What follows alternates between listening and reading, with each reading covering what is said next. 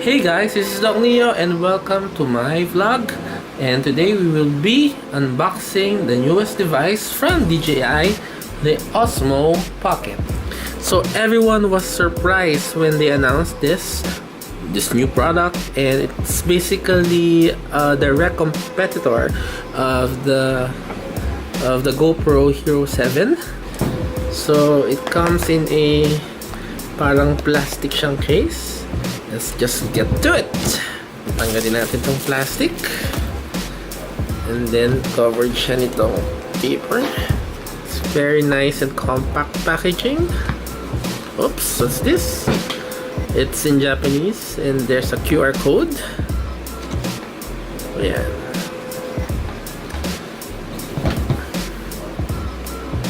Let's try to remove this. Ay! Natatanggal pala ito basta ganito. Alright. And then, what's this? It says OSMO Shield. OSMO Shield doubles the warranty period. So, parang it's a warranty card. And, oops! Sorry. Napaka-anticlimactic naman nun. Okay. So, that's the DJI mark. And, what's inside is, we have the device. So, this is the device. So, when it's off, it's very movable freely. Ayan. And then, what's this? This is the screen. Tanggalin na natin yung action niya. And let's remove this also. And then we have two buttons. The record, and I think this is the power button. And as you can see here, okay, this is where we put the other attachments. Ayan. So, iset aside muna natin siya. And then, luckily, it has its own carrying case out of the box. So, that's very good, DJI. Hindi mo na kailangan bumili ng additional lalagyan. And then, we have a strap. Okay. The second. And then this is the power cord. It doesn't have a wall charger, but I think you can connect it to your power bank or your computer. And basically it's USB type C. Okay, and of course this one goes to your computer. And it has ito yung two adapters to connect it to either your iPhone with its lightning connector, and another one is ayan. So for your Android phone, this is USB type C. So dun sa mga phones na until now are using mini USB, I'm sorry but parang hindi pwede tong device na to, or hindi pwede yung phone yung hindi pa compatible. I hope that they will release parang mini USB na dongle, but we don't know if they will. So basically that's it, and just more documentations. Okay, so yep. So let's set it up. Let's try to set it up. So this time I want to install it on my Android phone. Ayan. Versus iPhone. Gusto ko sa Android siya install. Wala lang. Preference lang. So I have already installed the DJI Mimo app. So you need that. And basically, I watched this video. I've already watched this video. And sabi, ilagay daw muna yung memory card. Here's the memory card. Recommended siya ng DJI. At least sa Mega Mall branch. This is Lexar. 64GB lang yung available nila. But they say that this one is able to handle 4K recording. Although honestly, I don't record 4K. Kasi full HD pa lang ako as of now. So let's try to open this. Okay.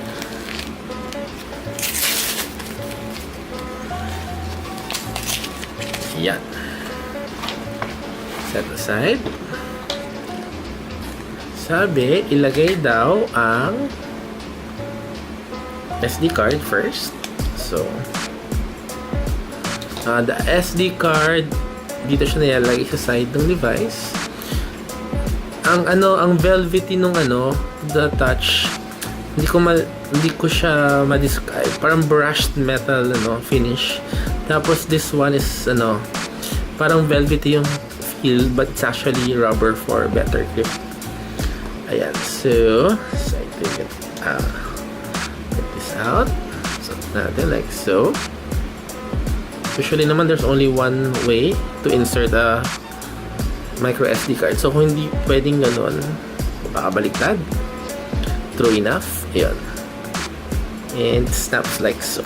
There you go. And then I'm gonna put the attachment, the USB type C. This is for Android. So is it easy to do? I know I don't want to force it.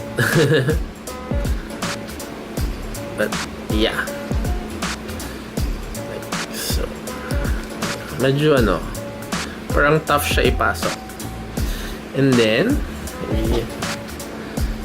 just sabi niya nung video, if I connect this to my phone, it should automatically set it up. So let's just power it on. Whoa, that's so cool. Ayan. And sige, let's try to set it up. So this is a touchscreen, English, and device is not activated. Nakalagay. I'm not sure if you can read it. It says device not activated. So let's try to activate it. Alam ko, if you connect it like so, it should automatically start the app. But did it? Nope, not really. So let's open this. Ayan. And then what we will do is we click here, connect. Yeah, so we connect via smartphone adapter. Yeah, and then since I've connected it, I'll just hit done. Okay, done.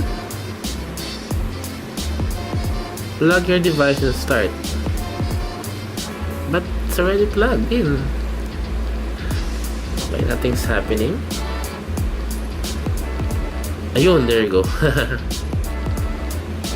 Allow USB. Okay. Transfer photos, transfer files. I don't know. Allow the app DJI OSMO to access the USB accessory. I guess it should be transfer files. Okay. Okay. Ayan, it's phone connected. So agree.